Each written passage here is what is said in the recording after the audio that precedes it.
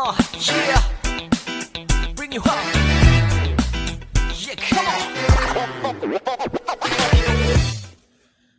Why do people stay in toxic relationships? Why do people go back to their abusive partners? How do people get to the point of ruining the life of someone they once claimed to love? Is it that they never loved for real? Or should I maybe start believing that there is a thin line between love and hate? How does love transform to so much hatred? How do we go from love poems to scary threats? I don't know, but I really want to know. A bigger part of me needs honest answers to these questions because the kind of misery people go through in the name of relationship and marriage is alarming. I saw the video of a man who poured acid on his wife because she filed for a divorce to free herself from the torture that she has been going through for years. I'm sure you guys saw the viral video of a pastor who shot his wife severally after threatening to kill her in front of her brother and the family. I read the story of Tammy. Tammy was a victim of violence. He was abused by his girlfriend. According to Tammy's story, it all started with emotional blackmail. This lady telling him that she had been a victim of violence and that she has never really been loved, right?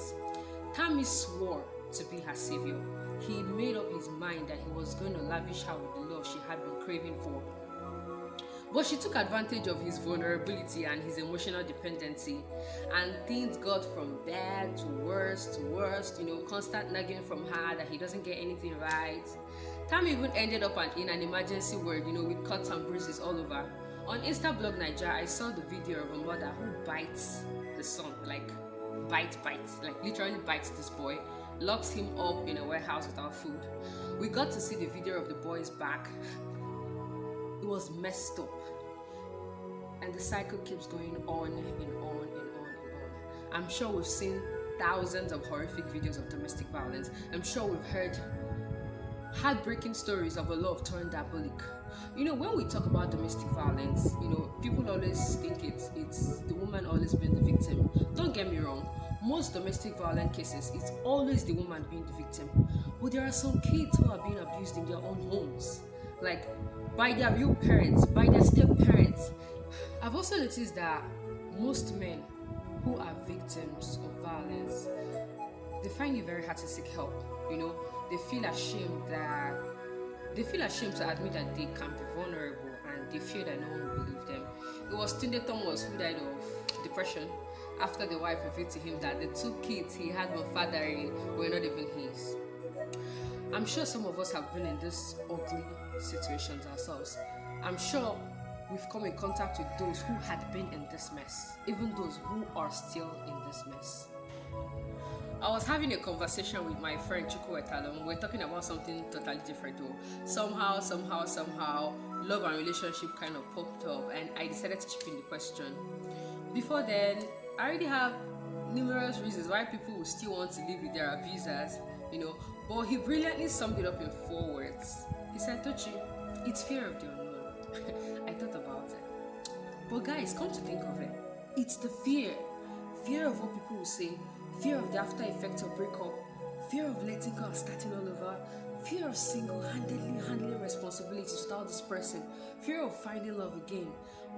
We let this fear consume us and catch us into misery. We're taking so much pain, believing that things might become better, or maybe we might be able to change the situation.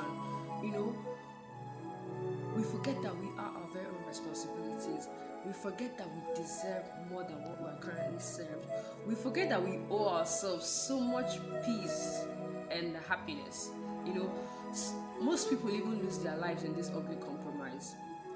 I won't also forget in a flash that there are people who had actually tried to leave this ugly situation and they ended up getting hurt beyond repair. I think this goes a long way to tell us that mental stability check should be looked into.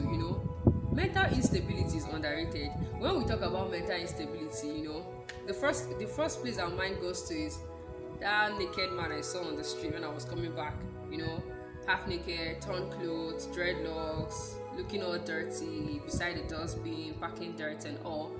But a lot of people in neat attires, well-made hair, wearing the cutest smile, Some of them are not even mentally okay and they don't even know.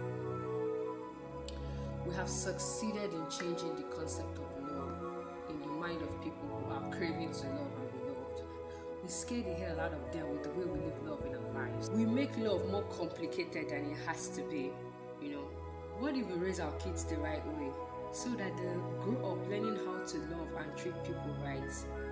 What if we are kinder to the people we meet in our everyday lives so that they feel very okay to admit to their mental health struggles? What if we reduce toxicity and victimization of victims, especially on social media, so that they can have a safe space to speak up without fear? What if? Just what if?